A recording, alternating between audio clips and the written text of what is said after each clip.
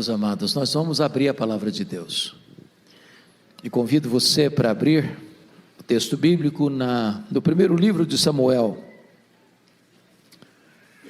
Primeiro livro de Samuel, capítulo 17.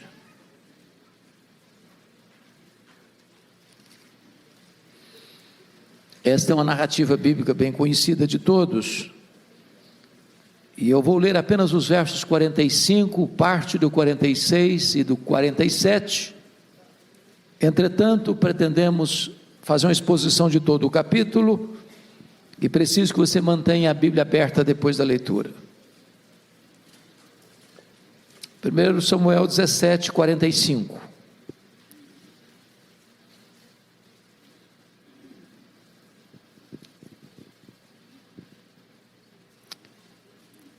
Davi, porém, disse ao filisteu, referindo-se a Golias: Tu vens contra mim com espada e com lança, e com escudo.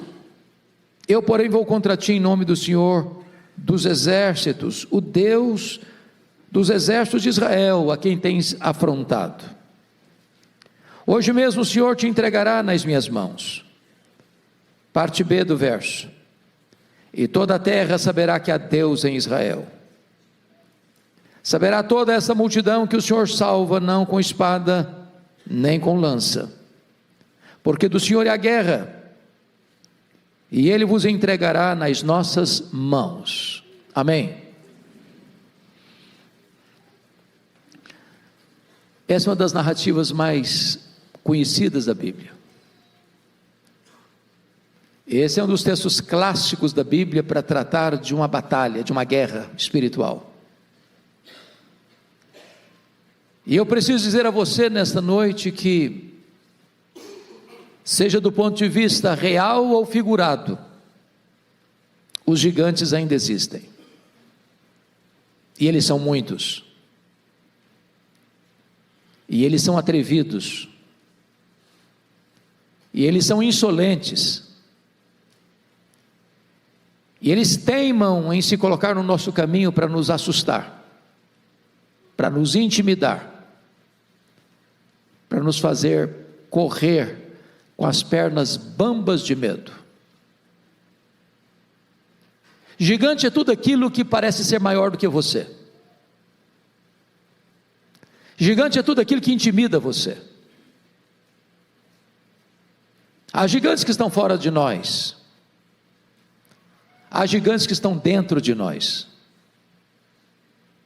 Há gigantes que nós os criamos no laboratório do medo, e eles se levantam como fantasmas para nos assustarem. Um gigante pode ser uma pessoa, uma circunstância, um sentimento, um trauma, uma doença, uma perda, uma decepção, um luto. Eu não sei quais são os gigantes que você enfrenta, mas eu quero lhe dizer que Deus não chamou você para ter medo dos gigantes, para medir a altura dos gigantes, para fugir dos gigantes. Deus chamou você para vencer os seus gigantes.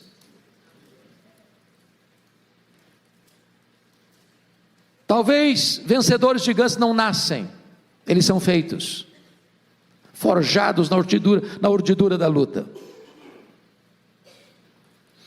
Thomas Alva Edison, que foi um grande cientista, disse certa feita que as nossas vitórias são construídas de 10% de inspiração e 90% de transpiração.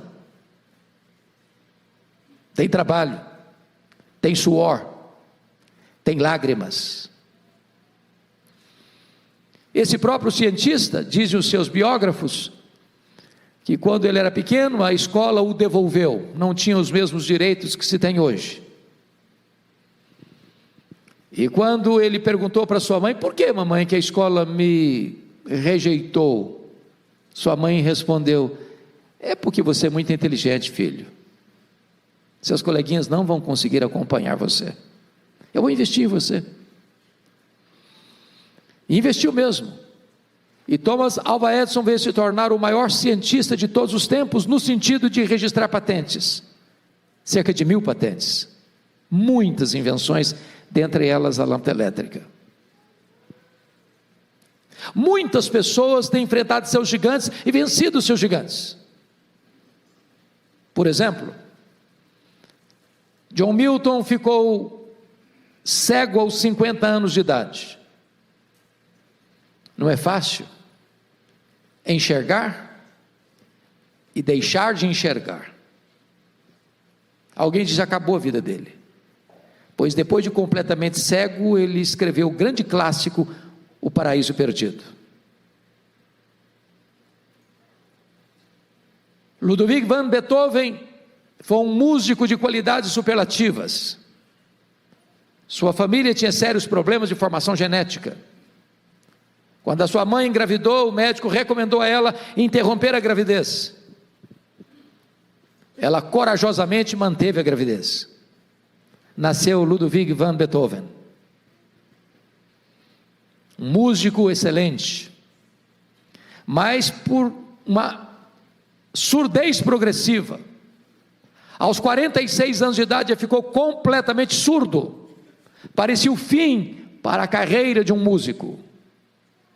Mas depois de completamente surdo, ele compôs as suas mais importantes sinfonias. Venceu o gigante da surdez.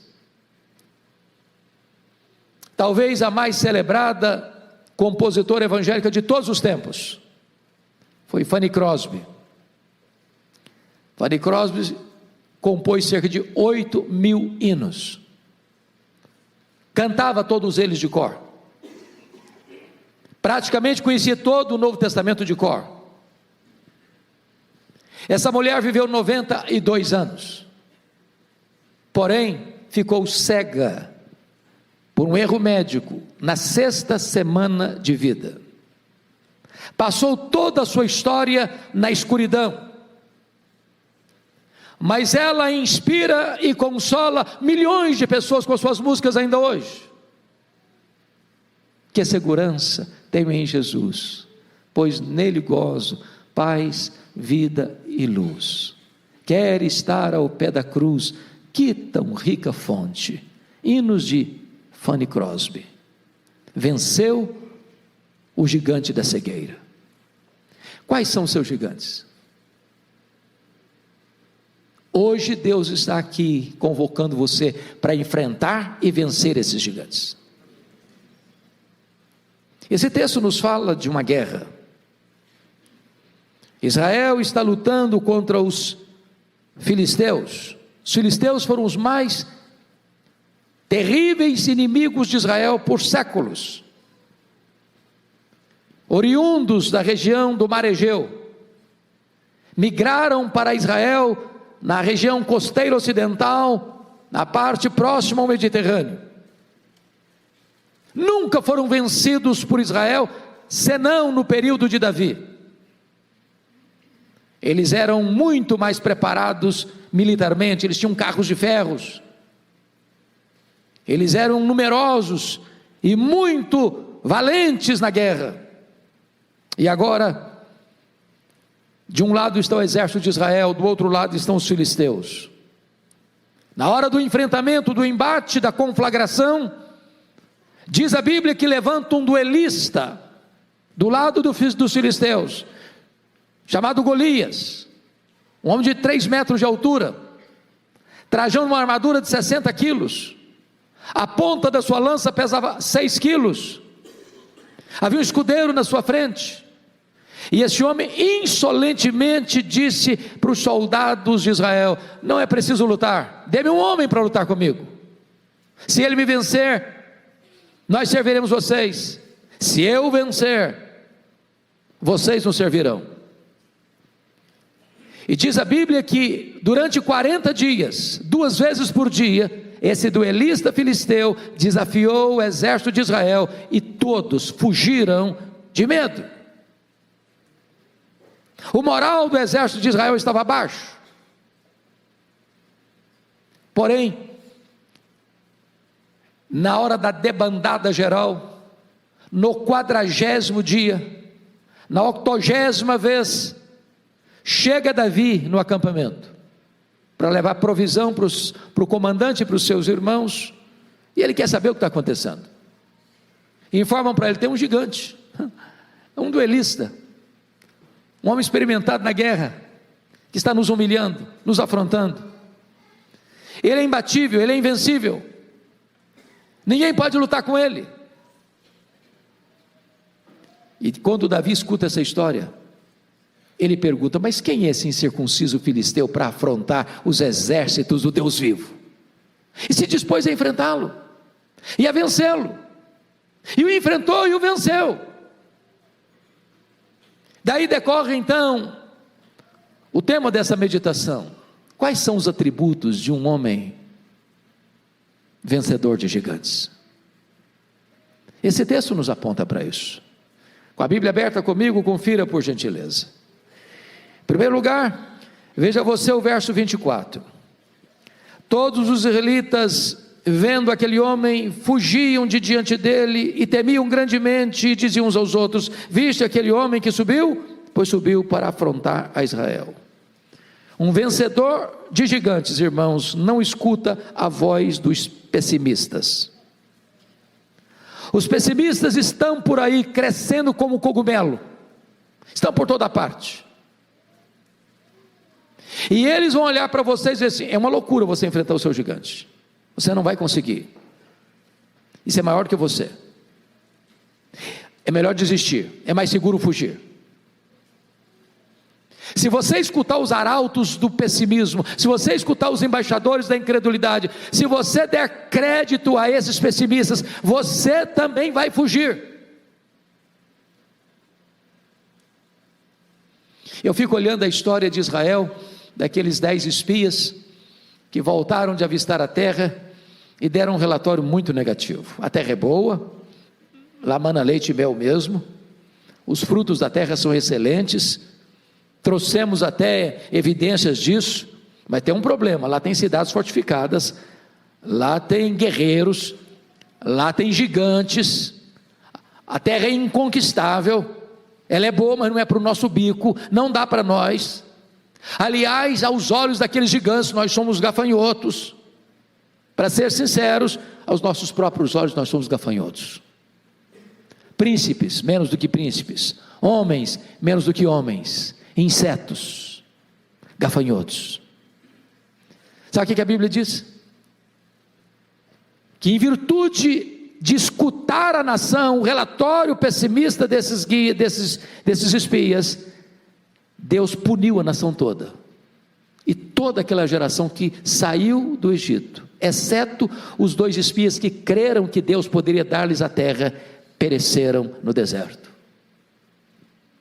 Não escute os arautos do pessimismo.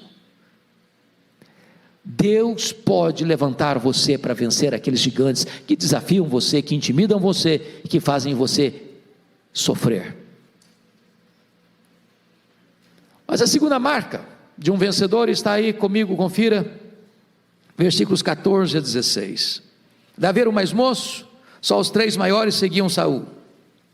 Davi, porém, ia a Saul e voltava para apacentar as ovelhas de seu pai em Belém. Chegava-se, pois, o filisteu pela manhã e à tarde, e apresentou-se por 40 dias. Essa marca é a seguinte: você não tem que ficar olhando para as dificuldades do ontem, você tem que olhar para as oportunidades que Deus põe diante de você hoje. Vamos entender isso aqui. Quando Abner, comandante do exército de Israel, vai à casa de Jessé para alistar alguns de seus filhos para serem soldados, para defender a nação, ele escolhe os 3 mais velhos. Davi não foi escolhido nem lembrado. Talvez alguém dissesse: olha, esse Davi não tem idade para ser soldado, ele não tem cancha para ser soldado, ele não tem preparo para ser soldado, ele não tem porte de soldado. Mas o único homem que teve coragem de enfrentar o gigante, nem lembrado foi. Eu conheço muita gente doente, emocionalmente doente, porque um dia não foram lembrados, porque ninguém acreditou nele, não acreditou nos seus dons, não acreditou nos seus talentos, foi abandonado, foi esquecido.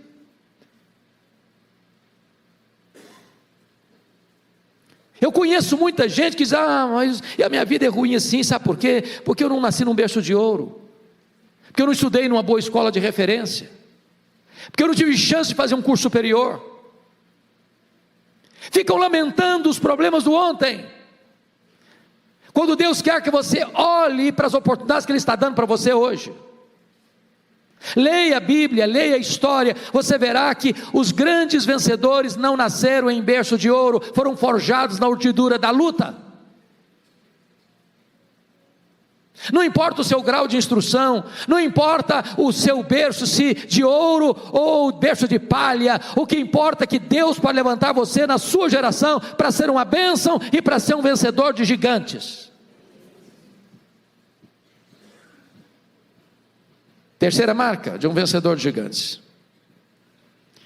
Confira comigo os versos 28 a 30. Ouvindo Eliabe, seu irmão mais velho, falar àqueles homens, acendeu-se-lhe a ira contra Davi e disse: por que desceste aqui? E a quem deixaste aquelas poucas ovelhas no deserto? Bem conheço a tua presunção e a tua maldade, desceste apenas para ver a peleja. Respondeu Davi: que fiz eu agora? Eu fiz somente uma pergunta. Desviou-se dele para outro e falou a mesma coisa.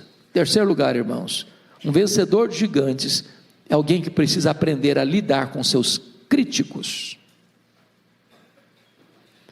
Nos meus 41 anos de pastorado, preciso reconhecer que eu não conheço ninguém que se levantou ou foi levantado por Deus, melhor dizendo, para uma grande obra, que não tenha enfrentado críticas. Quem tem medo de críticas não serve a Deus. Quem tem medo de críticas está mais interessado nos aplausos humanos do que na glória de Deus. Agora é verdade que há críticas e críticas. Tem crítica que vem para ajudar você, para impulsionar você. Alguém que está interessado em ajudar você, em cooperar com você. Mas há críticas que vêm para destruir você, para humilhar você, para derrubar você. Esse tipo de crítica dói muito. Mas eu vou lhes dizer quando é que a crítica dói mais. Em primeiro lugar, a crítica dói mais, meus irmãos, quando ela vem daqueles que deveriam estar do nosso lado e estão contra nós. É gente que faz parte da mesma equipe, da mesma igreja, da mesma família e joga contra o patrimônio. Faz gol contra, torce contra. Notem vocês que Eliabe é irmão de Davi, é sangue de Davi, é carne de Davi, e está contra Davi. A gente chama isso de fogo amigo. É gente que puxa o tapete. Quando uma pessoa próxima de você critica você, isso dói mais do que quando um estranho critica você. Se você passando pela rua, recebe uma fechada, e alguém fala um palavrão para você, faz um gesto obsceno para você, você fica irritado 30 segundos, dobrou a esquina, você não sabe quem é a pessoa, não sabe de onde ela vem, para onde ela vai, já esqueceu. Agora quando alguém da sua família cutuca você, critica você, tenta humilhar você, isso dói. Segundo, sabe quando a crítica dói mais? É quando ela vem daqueles que nos conhecem há muito tempo. O Eliabe era o mais velho, o Davi era o caçula, eles eram 8 irmãos.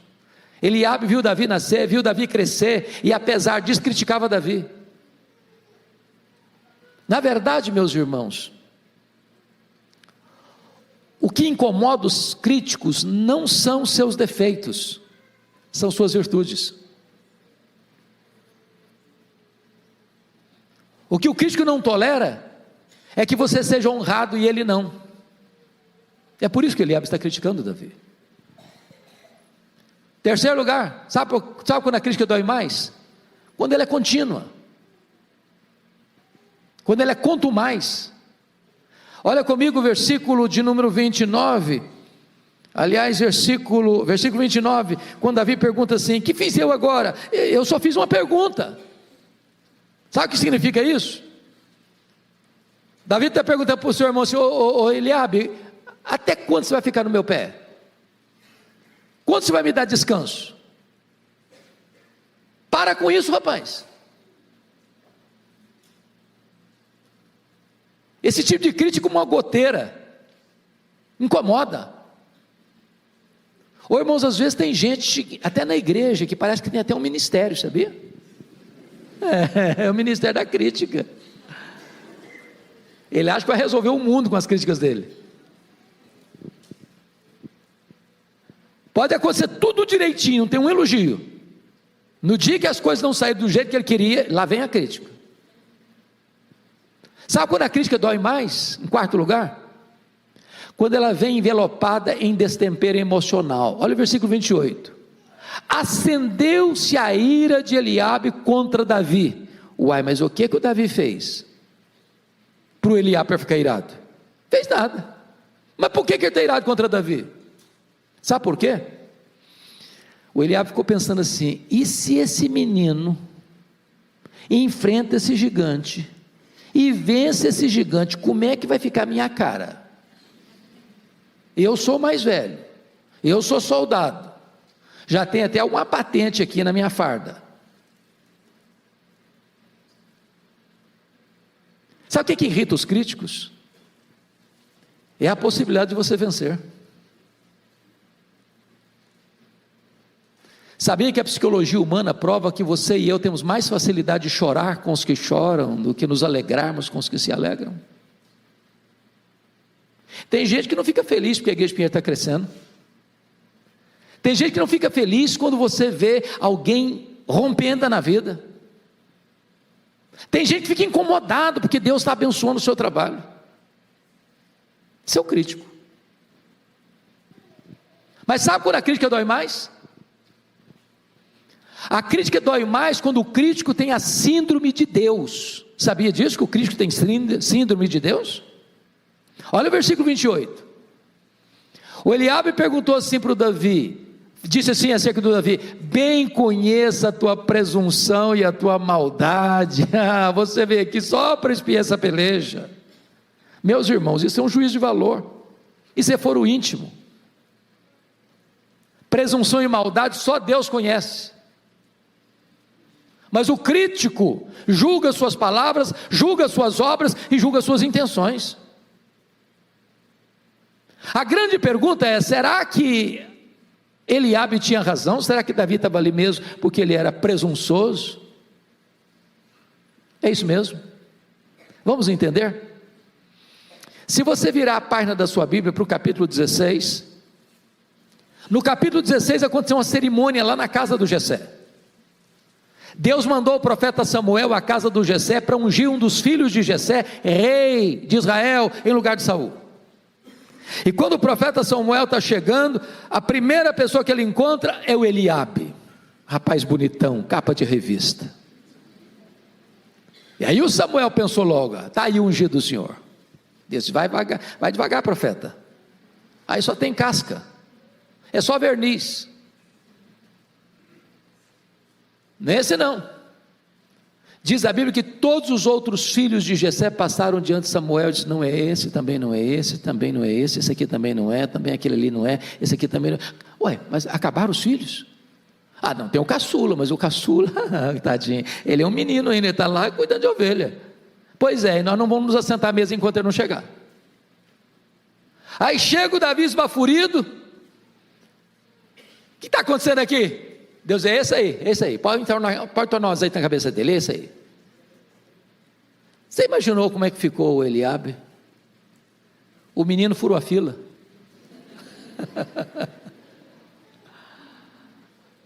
Agora, preste atenção nisso. Os 3 mais velhos estão na guerra. O Jessé dá um recado para o Davi: ô meu filho, deixa as ovelhas aí sob cuidado de alguém, vem cá, preciso de você. Ô filho, eu preciso que você leve esses pães e esses queijos para o comandante e para os seus irmãos. Davi poderia ter dito assim para o seu povo: papai, eu acho que o senhor não está entendendo nada. O senhor não sabe o que aconteceu aqui em casa, não? O senhor não sabe que eu sou o futuro rei de Israel, não? O senhor não sabe que agora eu preciso preservar minha imagem? Ué, mas o que é isso? Ué? Eu me dá um agora de office boy? Como é que fica a minha imagem? E a minha reputação? Vou não, o senhor arranja outro. Agora eu tenho que manter a pose. Portanto, quando Davi vai, ele é humilde, não presunçoso. O problema é que o crítico transforma a sua virtude em defeito, e critica a sua virtude como se defeito fosse. Sabe quando a crítica dói mais? Em último lugar, a crítica dói mais quando o crítico quer humilhar você diante das outras pessoas. Olha a pergunta do Eliabe no verso 28. Ô menino, com quem você deixou aquelas poucas ovelhas no deserto?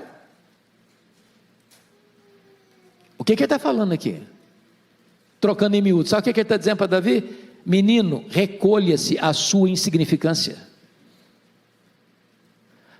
Coloque-se no seu lugar, rapaz. Quem é você? Você não passa de um pastorzinho de poucas ovelhas no deserto e vai dar uma de valentão aqui, tem um exército inteiro fugindo desse gigante. Quem é você, cara? Enxerga-se. O que ele está fazendo? Humilhando Davi diante dos soldados de Israel. Deixa eu dizer uma coisa a você muito séria. A única maneira de você lidar com seus críticos é fazer o que Davi fez. O que Davi fez? Confira o versículo 30. Está escrito aí: desviou-se dele para outro e falou a mesma coisa. Se você escutar os críticos, você perde a alegria, você perde a paz, você perde o sono, você perde o apetite, você perde a saúde, você perde o foco. Não gaste tempo com os críticos. Deus chamou você para vencer os gigantes.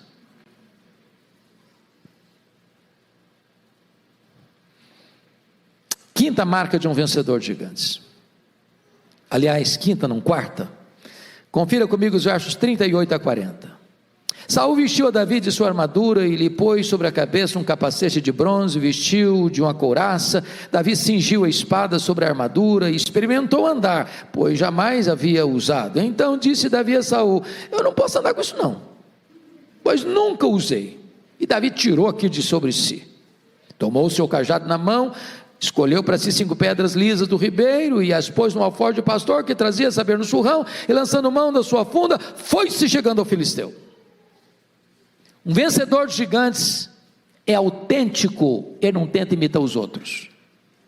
Vestir roupa de rei sem ser rei não faz de você um rei. Quando eu li esse texto, pastor Arival, e é para mim uma das mais lindas narrativas da Bíblia, eu dou risada às vezes sozinho. Pensa comigo aqui. A Bíblia diz que o Saul era o cara mais alto de Israel. Davi era um cara de altura mediana.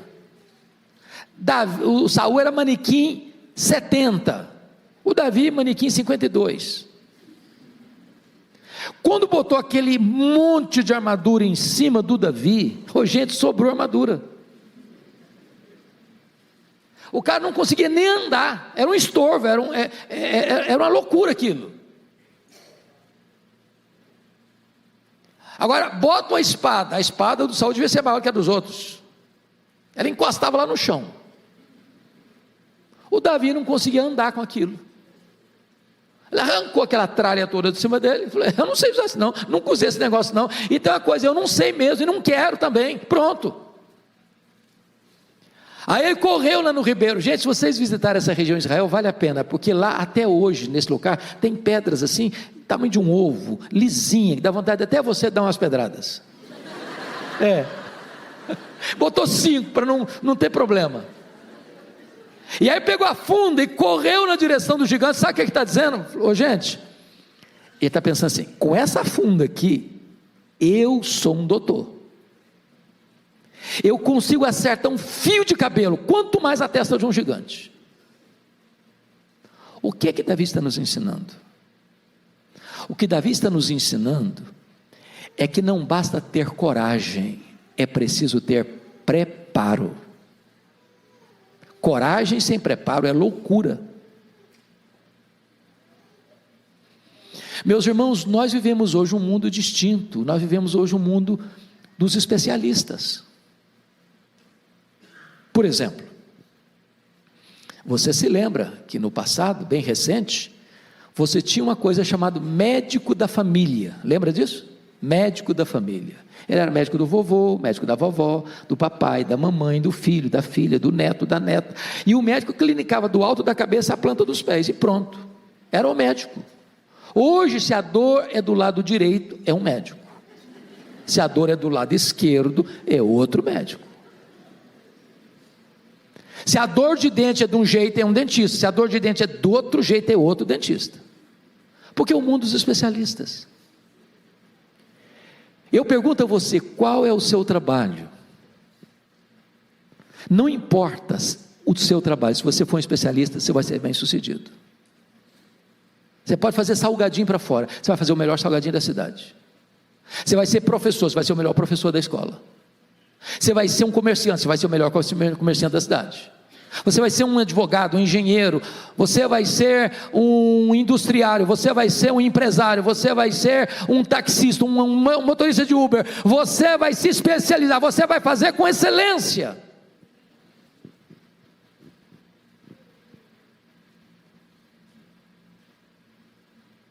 Quando Davi pegou aquela pedra não era pedra, era um míssil. Era um projétil. Ele não está fugindo, ele está caminhando na direção do gigante.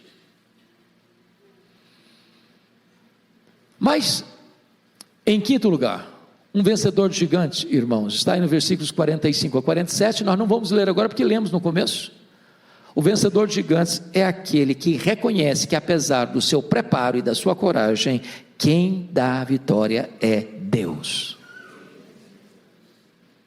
Quando Davi vai enfrentar o gigante vem lá com as suas afrontas, com as suas blasfêmias, com as suas ameaças, e Davi diz para ele: você vem contra mim, com paus, com escudo, com espada, mas eu vou contra você em nome do Senhor dos Exércitos, e toda a terra saberá que há Deus em Israel, e a terra saberá que Deus salva, não com escudo, não com lança, porque do Senhor é a guerra. Entenda isso, amado, quem dá a vitória é Deus.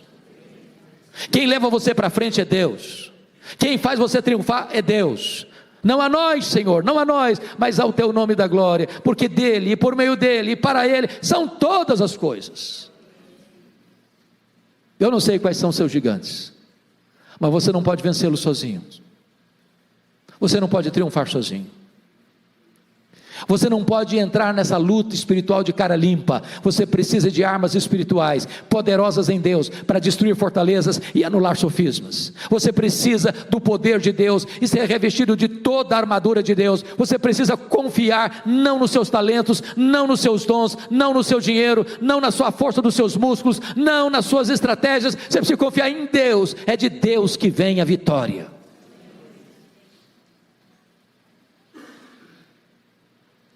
Sexto lugar, um vencedor de gigantes. Confira comigo o verso 48, por favor. Sucedeu que, dispondo-se o filisteu a encontrar-se com Davi, este se apresentou e, deixando as suas fileiras, correu de encontro ao filisteu. Um vencedor tem pressa para vencer. Compare o 48 com 24, por favor. Está escrito 24, todos os israelitas, vendo aquele homem, fugiam de diante dele, e temiam grandemente. Mas o 48 diz, correu Davi de encontro ao filisteu. Qual a importância disso aqui, irmãos? A Bíblia diz que a esperança que se adia, adoece o coração. Tem problemas na nossa vida, irmãos, que vão ficando encruados, porque a gente está adiando, empurrando com a barriga, escondendo debaixo do tapete. É aquela conversa, é aquele confronto, é aquele perdão, é aquele acerto, é aquela decisão. Tem um ditado aqui no Brasil, muito conhecido de todos nós: é melhor você ficar vermelho meia hora do que amarelo a vida inteira. Então tome decisão. Pare de ficar adiando as coisas. Tenha pressa para vencer. aquele pecado que tenazmente assedia você, peça a Deus: Senhor, eu não vou ficar mais com a coleira no pescoço do diabo, não, vou vencer em nome de Jesus, vamos romper com isso, aquele vício que domina você, que escraviza você, em nome de Jesus, você vai vencer. Gente viciada em pornografia, que todo dia, toda hora, está lá, se alimentando de lixo, em nome de Jesus, toma a decisão de matar esse gigante, de vencer esse gigante na sua vida. Está na hora de você parar de adiar a solução dos problemas, enfrentá-los, vencê-los, não na sua força, mas na força do Deus onipotente.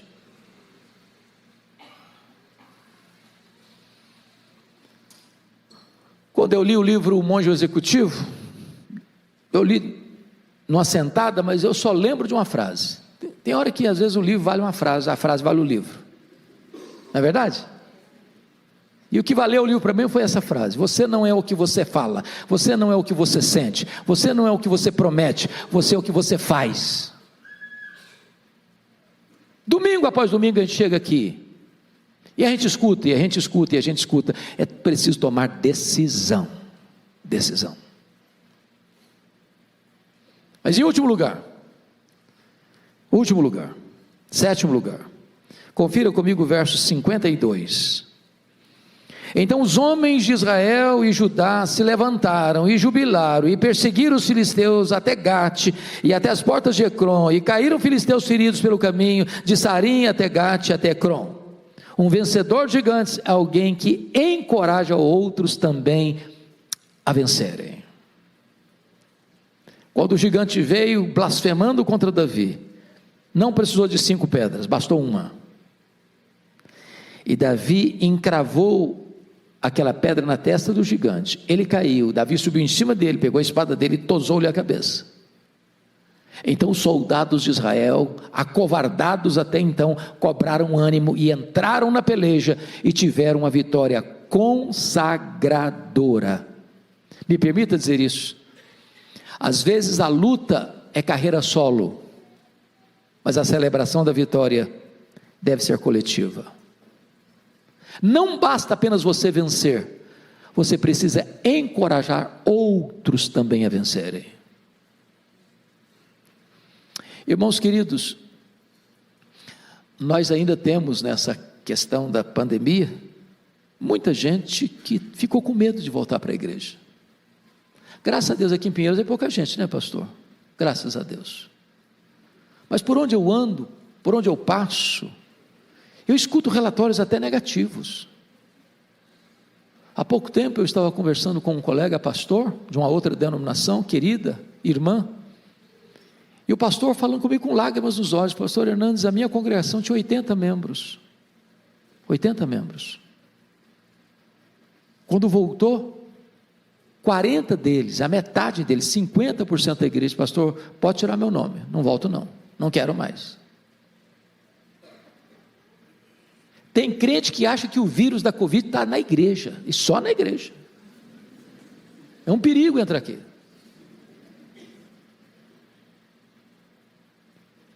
Nós louvamos a Deus pelo alcance que essa igreja tem nas mídias sociais, louvamos a Deus mesmo. Mas se você pode vir para a igreja e não está vindo, você tem que vencer esse gigante. Tem que vencer esse gigante. Talvez está na hora, meu irmão, de você olhar e dizer: meu Deus, quem que não está aqui?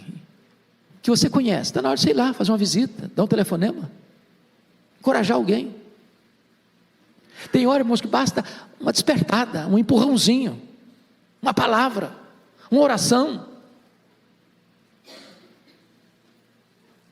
Nós somos um time, nós somos uma equipe, nós somos uma família, nós somos um rebanho, nós somos um povo, nós estamos conectados uns com os outros. Nós não podemos deixar ninguém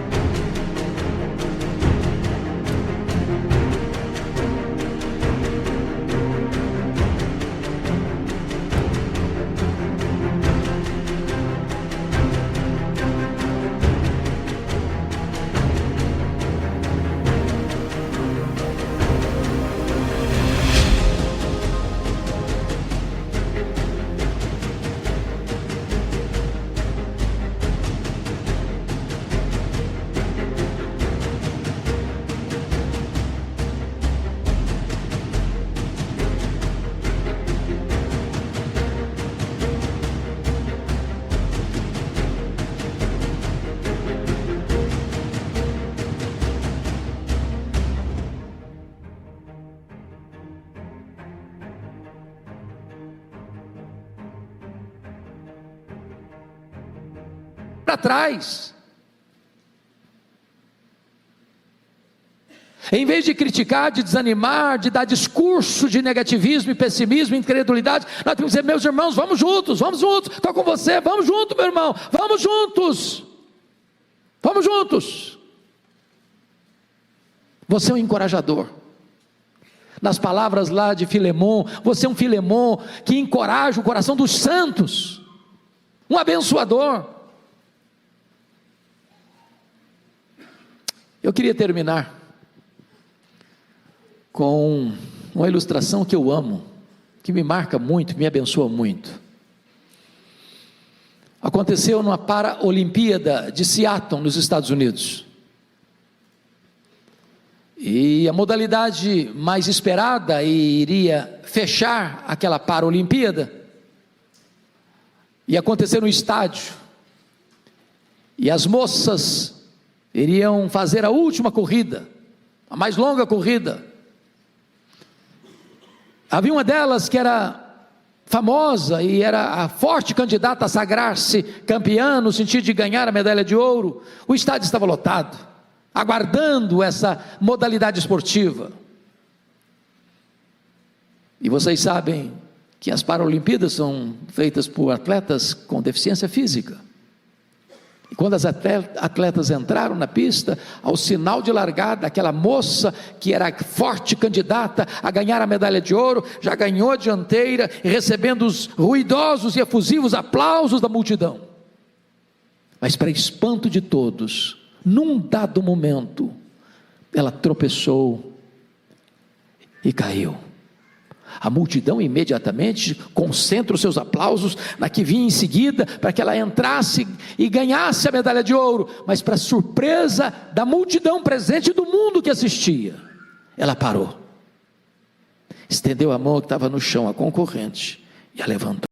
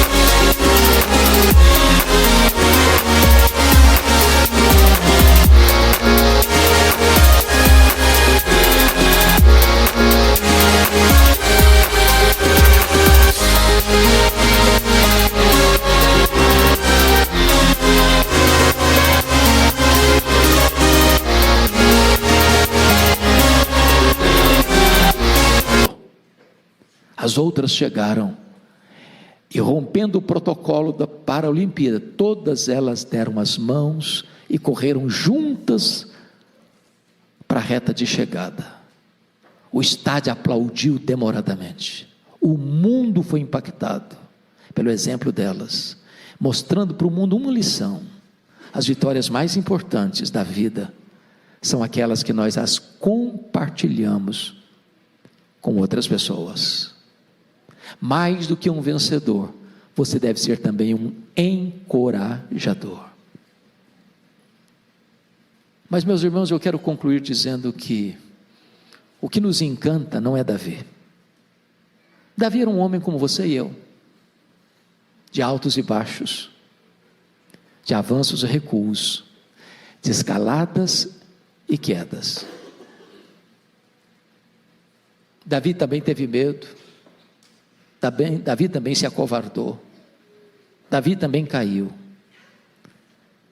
Davi está aqui hoje. O coração dele bate no nosso peito.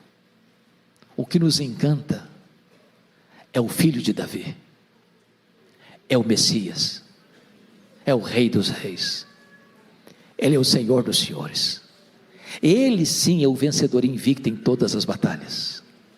Ele sim é o Rei da glória, que entrou em campo para derrotar o diabo, para derrotar a morte, para morrer e ressuscitar, voltar para o céu, derramou o Espírito Santo, está assentado no trono, e Ele vai voltar para buscar a sua igreja. Ele nos fez mais do que vencedores, e com os olhos nele, os gigantes vão cair, e nós vamos avançar rumo à glória. Que o Senhor nos abençoe. Amém.